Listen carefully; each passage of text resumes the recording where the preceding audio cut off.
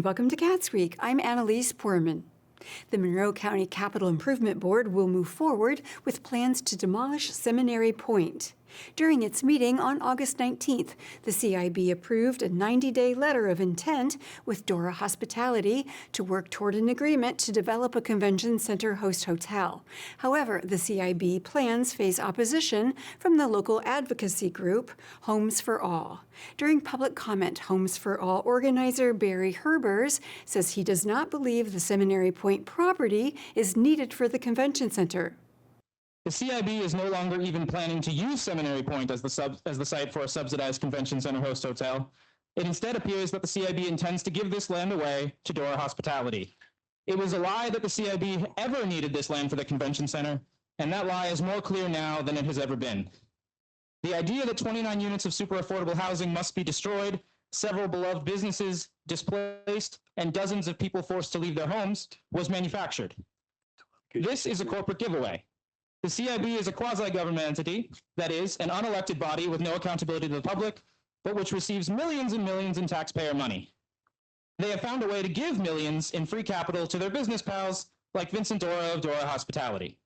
Jason McCullough, another Homes for All member, said that advocates had developed an alternative plan to preserve affordable housing at Seminary Point. The group of advocates instead took matters into their own hands, speaking to mission-based investors and affordable housing developers. They ultimately devised a cooperative business plan which could ensure the renovation and affordability of Seminary Point. And for a moment, it seemed like local government and even the CIB were actually listening until they weren't. The land swap to preserve affordable housing in one place and let Dora take a corporate subsidy to build a host hotel in another was abruptly abandoned. In its place, we are now facing down the barrel of two subsidized hotels, a brutal, astronomical corporate giveaway that spits in the face of the working class of Bloomington. Meanwhile, CIB President John Weikart pointed out that many of the displaced commercial spaces are finding locations in other parts of town.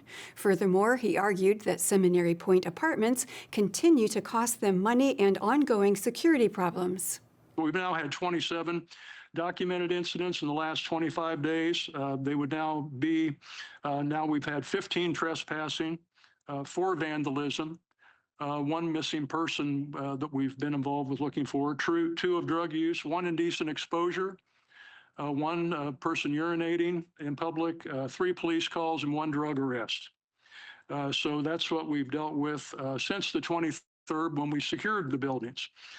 Our security costs, we have now contracted with MSI to provide additional security to those properties, to view them more often, to check them out more often. We're now paying $8,680 per month for 8 hours of overnight monitoring. I have the distinction, Talisha gets them first, and then I get them second. I get to read all the security reports, and so I've read all of these reports of the 27 incidents in the last 25 days. If we extrapolate that 8680 out over a period of time that could include up to December when demolition could be completed, that means we're absorbing $43,500 in additional security costs. Next, the board approved a contract with Weddle Brothers Construction to start the demolition process. Project manager Andrew Sherry detailed the demolition timeline. Again, we have already started the coordination with BRCJ and Vet Environmental as far as their environmental reports. It would include the coordination of the consultants, the pre-construction services, and the permitting coordination and applications where needed. The schedule, the pre-construction schedule has been created to account for all the permitting, the surveys, the drawings, the title searches, and utility disconnections, which currently, based off the schedule and all the dates that we've heard, could happen by November 4th. Weikart asked when the demolition would be complete. Sherry said that the job would be finished by the end of this year. Then when would you anticipate, if all goes well, that this process would be concluded? In other words, we would have, as I understand it, we would have buildings down, and then we need to do some remediation of the surface. Yes, we would have to stabilize the job or the site after we remove all the buildings, and we would plan on having that done by December 31st. Okay, so by December 31st, all of it would be completed. Yes. Matthew Joseph, representing Homes for All, questioned whether the land and financial support offered to Dora could be used for development beyond the hotel. And generally what it is a letter of intent to work towards a definitive agreement that spells out the obligations of Dora and CIB towards the construction and completion and operation of a host hotel. That letter of intent includes as the guidelines or the basis for that, the proposal that Dora made at their presentation and that we selected in response to our request for proposals. That's incorporated into that letter of intent is what we are expecting as the hotel that will be developed and the parameters of that hotel. And so we are here today asking that that letter of intent be improved and that we move forward with seeking a definitive agreement that will spell all of that out. The agreement, letter of intent, calls for a 90-day period for us to work towards that definitive agreement. So at this time, I'd ask for approval to allow John to sign that letter of intent with Dora so that we can move forward towards a definitive agreement for a host hotel. The board also approved a letter of intent with Dora Hospitality for the host hotel. Board member Jim Whitlatch explained what the LOI entails. It's also very clear that the subsidy is not just going for the hotel. It's very clear that the subsidy is also going for the land that Dora is not using for the hotel. And the question I asked at the last CIB meeting was, what's going to happen to Seminary Point? Still unanswered, yet at the 2 RDC meetings ago, Vince Dora made it very clear that they are wanting to build housing on top of Seminary Point. Looks like a subsidy to Dora, not for the hotel, does it? That's a subsidy to Dora for market rate apartments. Even if they want to build 10 affordable housing, that is not a replacement of what they destroyed. We need to set a precedent that if you're going to destroy affordable housing, that you're going to build more than what you destroyed. Double it and make it for those that are most vulnerable. The Monroe County Capital Improvement Board will meet again on September 16th. The Richland Bean Blossom School Board had their first meeting of the 2026-2027 school year on August 18th. The meeting began with public comment. Multiple parents from Edgewood Primary School's Journeys Special Education Program pressed the district on recent changes. Parent Nicole O'Neill summarized her frustration. Parents should not have to organize and advocate in order for a high needs program to be appropriately staffed and supported at the start of the school year. Our children require consistent, specialized support, and they deserve that from day one. While we recognize the district's response and the circumstances at the beginning of the year have really impacted our family's trust. The question now is what systems, oversight, and safeguards will be put in place to ensure this does not happen again and to restore that trust going forward. Thank you. Parent Samantha Parker called for stronger safeguards and more clear documentation for special education students, particularly when it comes to incidents, injuries, and parent notification. We, as SPED parents, have further requested that the safeguards and documentation systems are broader than health documentation alone. Our children, your students, require additional accommodations that children in gen ed classes may not need, such as routine, consistency, and additional security or reporting of incidences and injuries. This, for us, may include, but does not limit to, aforementioned incidents and injuries, medical or safety events, required parent notifications, follow-up and corrective actions, and other defined safeguards, which may require more physical tangent means. One major concern we immediately noticed and are still actively addressing with the primary school are on staffing, coverage, and documenting relevance when noting significant events. What constitutes per legal guarantee an incident requiring documentation? Who determines whether parents are notified and within what time frame? How are these conflicting accounts of an incident involved, and what actions will be taken to prevent this feat of miscommunication moving forward. The final speaker, Jeremiah O'Neill, urged the board to consider cameras and stronger digital documentation. The point is that safeguards shouldn't be created after something terrible happens. I don't think any of us families want to see something happen to our kids. That's why families have proposed two forms of objective accountability. The cameras, if there's an injury, behavioral event, allegation, or conflicting account, an objective record can protect the student, the teacher, the aide, the administration, and the district. Digital communication and documentation. If an IEP, safety plan, medical need, accommodation, or other required support says something is supposed to occur, there should be a simple, auditable way of documenting that it occurred. This isn't about assuming teachers are doing something wrong. It's about creating a system where nobody, parents, teachers, administrators, or the board, has to rely solely on memory, verbal assurances, or conflicting accounts. Later in the meeting, the board turned to a detailed construction update, the most immediate problem being water damage due to issues with a roofing project at Edgewood Junior High gym. Construction staff said that they plan to start replacing the floor in early September and finish by the end of October, while the district and its attorneys work with the roofing contractor's insurer. School Board President Dana Kerr explained the timeline. The first goal is to get the job started and then work on the percentage, if not the company paying for all of it. But we have to get started on it now. We can't wait to negotiate who's going to pay what, or we could be in this situation for a year.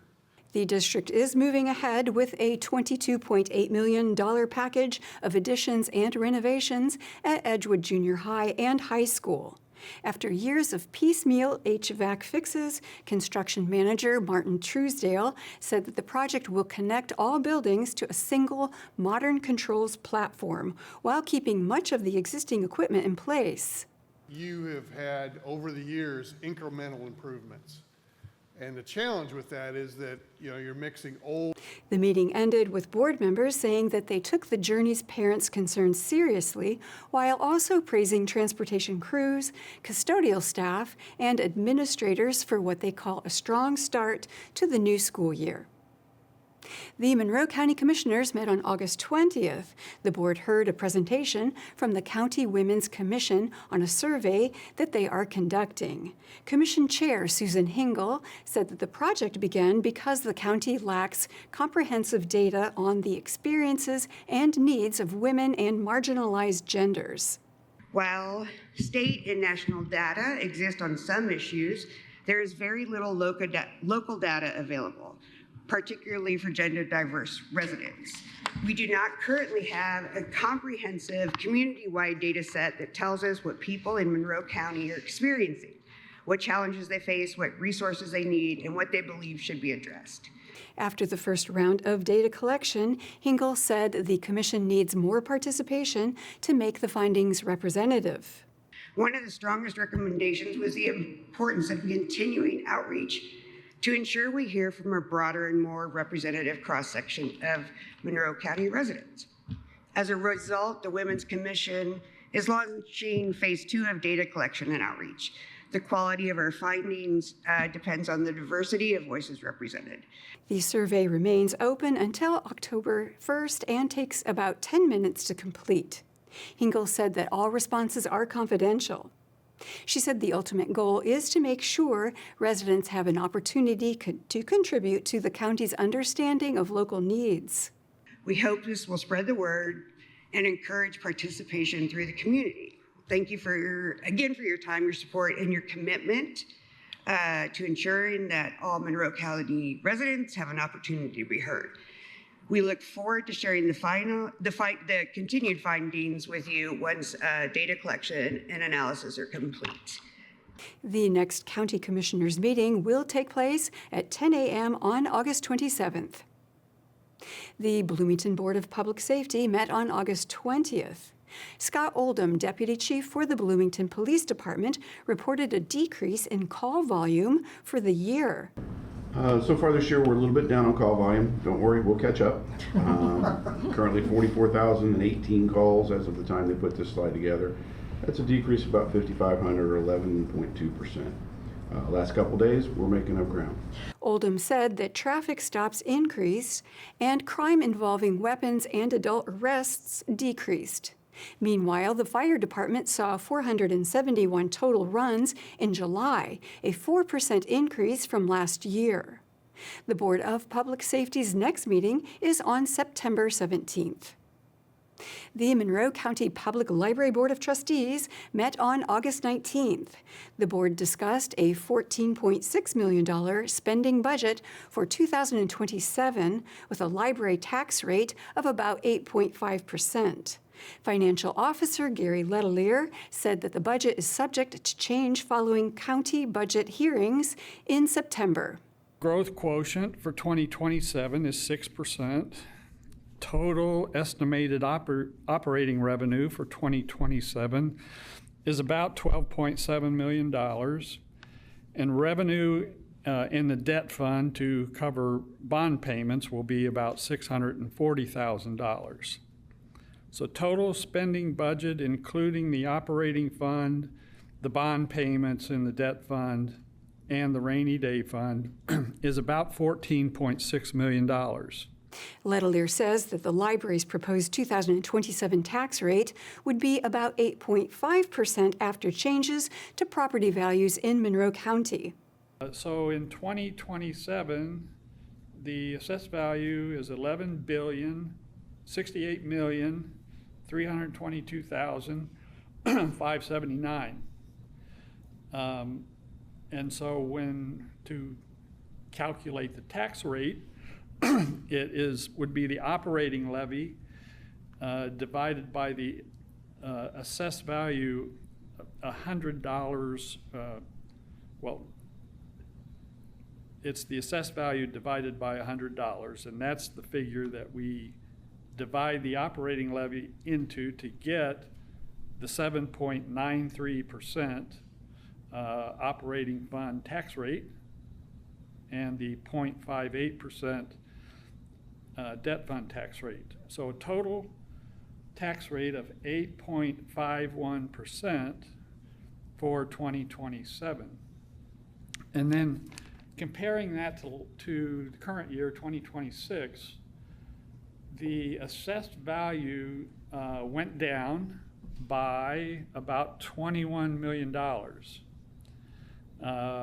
So in 2026, the assessed value dropped from the previous year by close to $100,000. But when you look at 2025, the assessed value in 2025 increased by more than $1 billion. The board does not simply choose the tax rate. Letelier said that the growth quotient set by the state of Indiana plays a major role. Basically, two numbers that determine that. And so it's the growth quotient. So when we take last year's tax levy and apply the growth quotient, that's the tax dollars we're going to get. And when we know that, and we know what the assessed value is, then it's just a calculation of those tax dollars, their percentage of the assessed value, and that's the library rate. So it's really the growth quotient that is set by the state that is the real determining factor, along with total assessed value. The board also looked at renewing its employee health insurance benefits. Human Resources Director Becky Throckmorton said that she does not know what the library's rates will be. However, industry-wide increases could be higher than usual. Industry-wide, kind of what we're seeing and hearing is that like 20-ish% is what folks are anticipating for premiums to increase. That's not specific to us, that's just like when you look industry-wide. So typically we plan for about 14%, so 20%. It's a little bit higher than what we, usually expect to see, but a lot of that has to do with things that are going on in the wider world. The library won't know what the actual renewal costs are until later this fall. Library Director Greer Carson said that they're working with the library's insurance broker, JA Benefits, to prepare for whatever increases may be coming. We work with JA pretty early in the season to anticipate what may be coming and then develop some strategies for either absorbing or deferring and passing on or whatever we have to do. So we can bring all those options to you all in November. Depending on what JA brings to us in the next couple of months, we may want to schedule a work session in November. If those numbers are bigger than we want them to be, we'll probably want to take some extra time to talk through what our options are. And that's when we would schedule sort of a work session a week before our actual board meeting where you all would vote on it. Because once you vote on it in November, we got to move and do the open enrollment pretty quickly. So Later, Carson said that the library's new bookmobile is nearing completion. We are in the final stages of building the new bookmobile with a handful of expected wrinkles to iron out in terms of our original specifications, the products available, and all of those things. We're getting about bi-weekly updates at this point from the vendor, and we expect the vehicle to be ready close to the stated deadline of late September. To be safe, we might say it'll be early October, but we're getting pretty close. The MCPL Board of Trustees will meet again on September 16th at the Southwest Branch with a public budget hearing slated on the same day. And that is all for CATSweek. Thank you for joining us. For CATS and WFHB, I'm Annalise Poorman.